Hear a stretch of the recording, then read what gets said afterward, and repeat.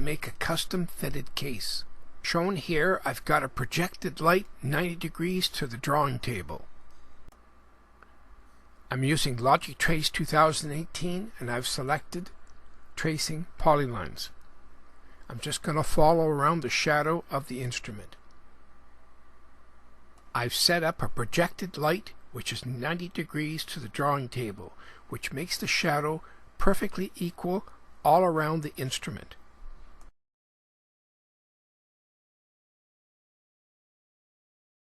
This is an excellent alternative to tracing out an object.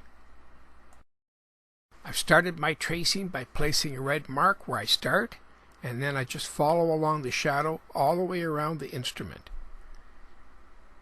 Because the light is directly overhead, my arm does not get into the shadow pattern.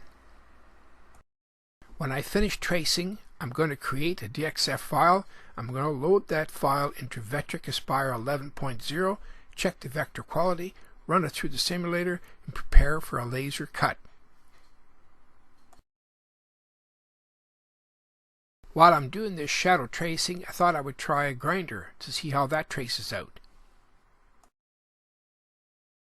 Again, I'm using Logic Trace 2018 and I've selected Tracing Polylines. So I'm just going to follow along the edge of the shadow of the grinder.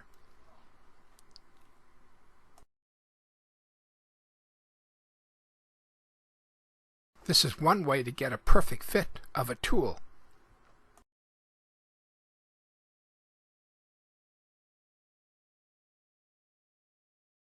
But I did find that you have to have that projected light 90 degrees to the drawing table so that the shadow is equal all the way around.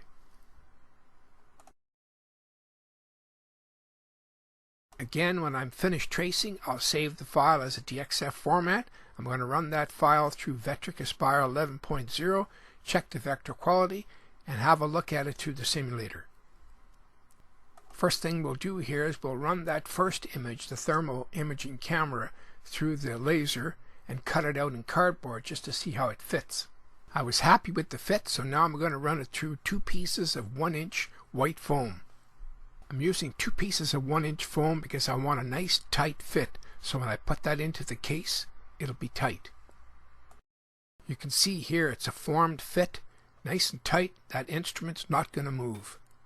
Now I'm going to run the grinder file, the same thing again.